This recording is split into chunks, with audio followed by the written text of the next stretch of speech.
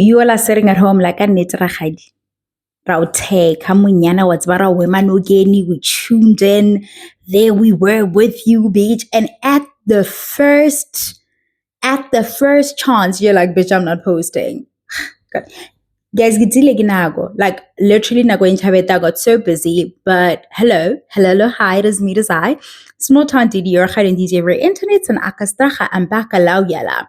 One of you asked me quite a bit ago when they started to speak on this Vanessa issue or the controversy around what are the qualifiers for one to participate for Miss South Africa and as far as one's nationality is concerned with the age stuff and whatever, because we now have a situation where we you know what? Let's start here with this conversation because this bit gets to me a little bit. I've addressed this in another video in the past and can't remember what I titled it, but it was on a debate that Paniel was facilitating on his channel, and I can't remember who the two people were that were going back and forth, right? And that was about xenophobia.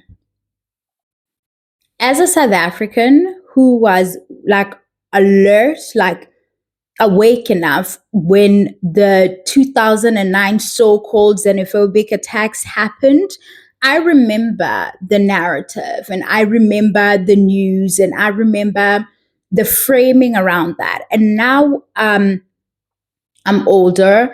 I've got a lens of my own, informed by other stuff, obviously, like, we don't happen in a vacuum and all of that stuff. And I've gone back to try and figure out, as a person who lives in a township, where we often aren't like, and stay with me. Some of you are like, what does this have to do with whatever? We're long-winded over here, right? As a person who exists in a community where like sometimes service delivery is such a problem. We have a hospital in my area and it services like quite a large area.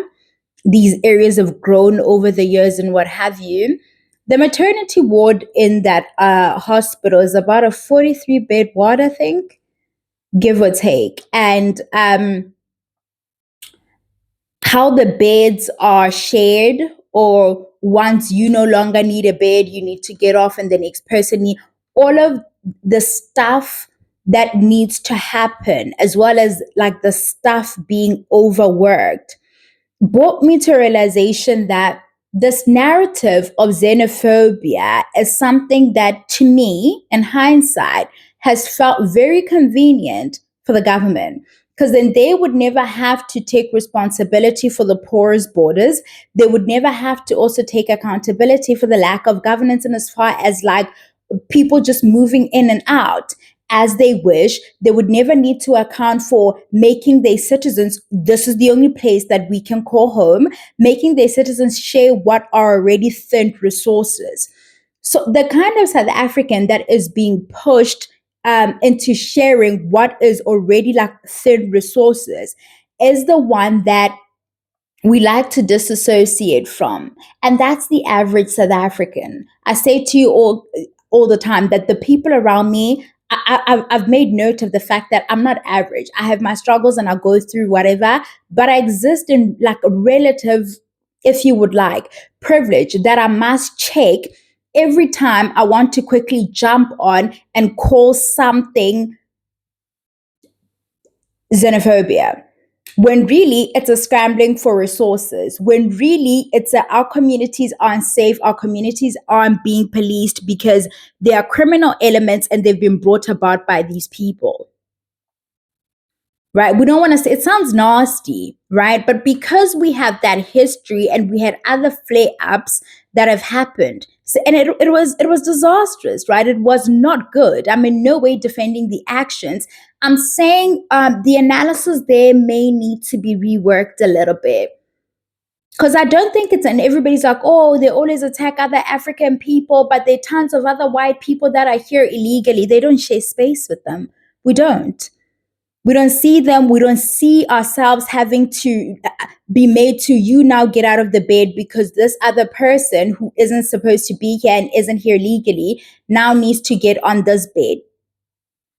and give birth. So you must now get off. You can't get your water because there's like an informal settlement wherever with like predominantly like foreign nationals, and they are like thinning your resource. Do you understand what I'm saying? You don't share space with them. There can't be animosity. How would that even build up? Like that wouldn't even make sense. But because we have that history and all of that has happened, we're finding ourselves in a situation now that every time as South Africans we say something about what may be happening in this country that is being caused by other African people from other parts of our continent, people want to bully us with that thing, right? They want to use the word xenophobia so that you retreat. You go back because it's a nasty word. It's got a stench on it. Nobody fucking wants that shit. It's like a racist when you tell a white person, oh, you're being racist, that no, I'm not. Nobody wants that actual label, even though they're participating in the action. It's now this weapon, and like they have it in their arsenal, and every time they need to be made aware to account, to take responsibility or be called out for something, it's always like, chalked up to all the xenophobic South Africans. It's very, very convenient. And they only do it with us, especially the Nigerians. They only do it with us. Over there in fucking Dubai, and I said that in that video, they woke up one day there and they're like, you all can't come over here, bye, you're banned. They were scrambling over at the airport. This is what, 2 years ago now or a year ago. Did you hear them call the Arabs that? No, they didn't. Do you know what they actually did? They got on their fucking TikToks and called each other out for the behavior they exhibit when they are in that country or in those parts of the world, rather. Hmm? That's what they did. They didn't say, oh no, you all are being this and you're being that. I remember. I was like, oh. So when we say it's stereotyping, it's xenophobic, it's all types of things except for you fucking know how some of you be behaving. You fucking know the criminal elements that you introduce into people's communities. Now here we are, and they're trying to loot a whole fucking pageant. And then there is people like me, right? The beta blacks, the beta South Africans, right? With like, we're so aware, right? You are who's holding this opinion. I motherfucking guarantee you, you do not have to share your resources with anybody who's here illegally.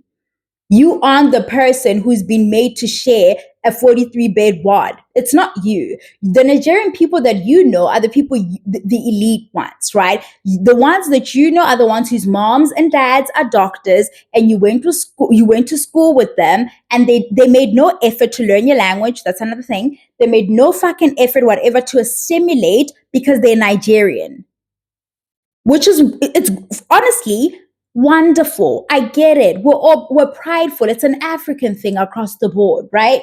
If we were to move and go somewhere, I don't stop being Lobedu. Like I just fucking don't.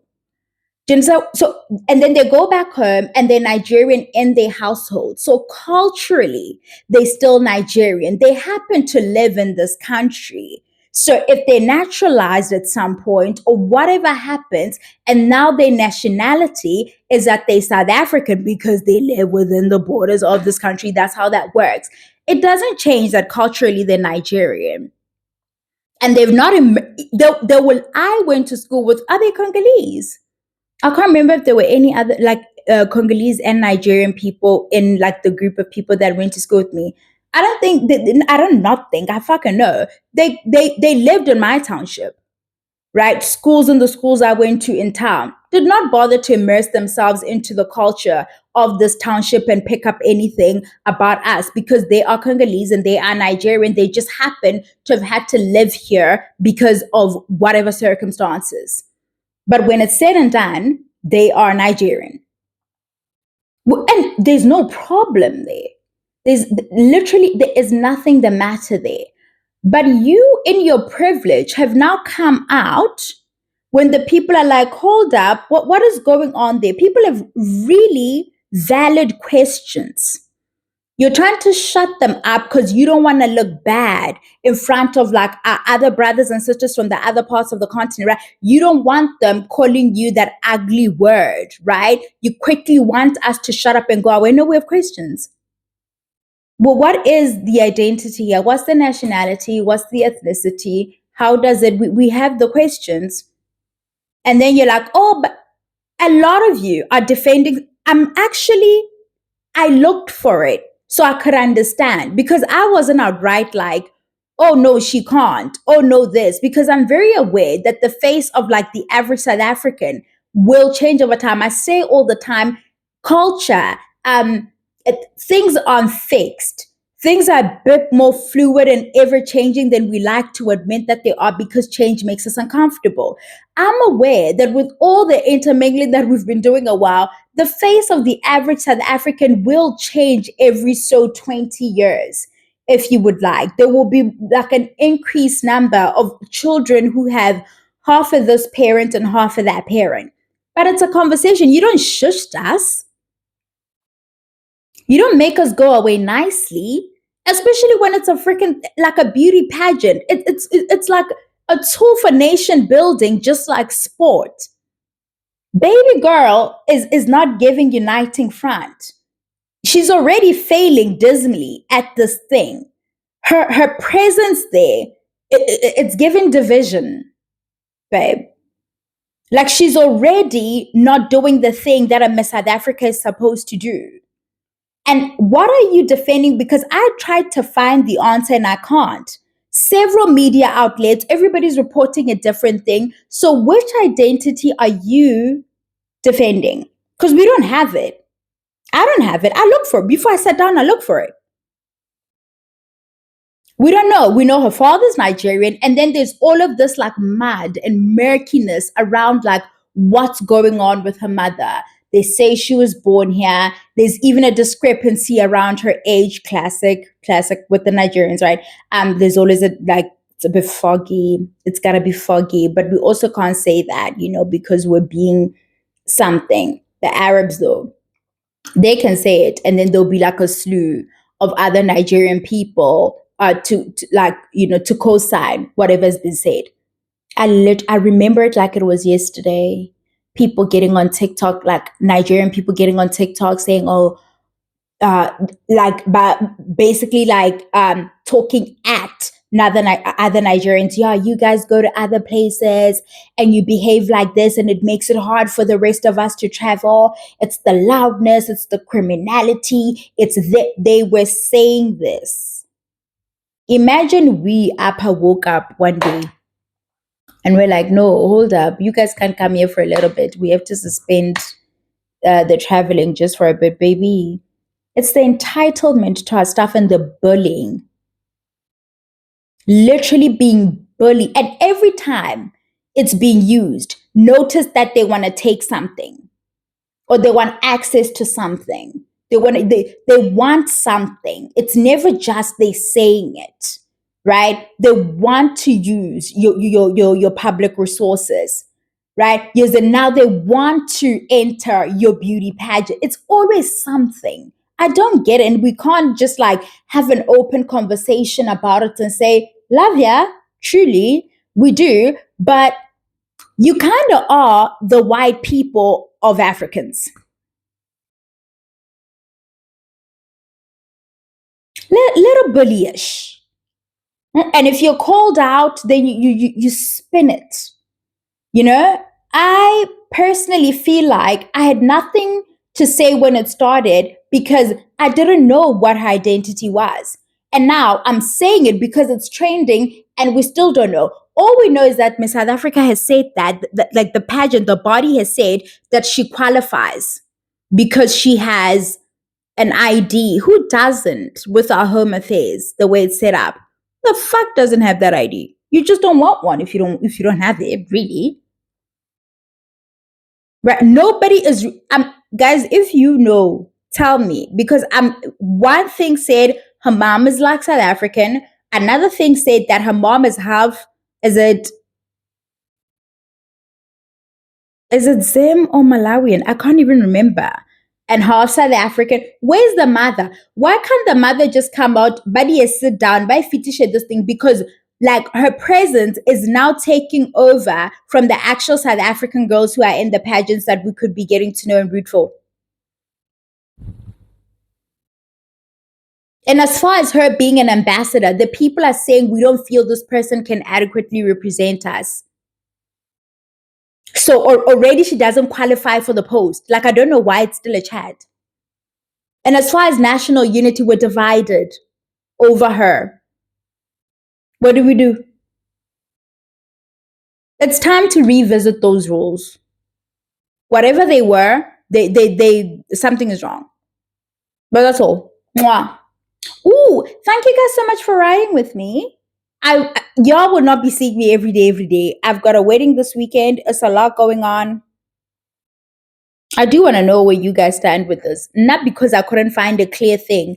I really don't have a stance outside of like, people have a right to ask this question. And you as like, you know, the educated Black who wants to not be seen as like barbaric and with these ones, and oh my God, you just love all our brothers and sisters from the continent, and because you know you go to Mediclinic, that's your fucking problem. Mwah. But it's such a privilege to have that stance in this country. Like, check your shit for a second. It's all intertwined.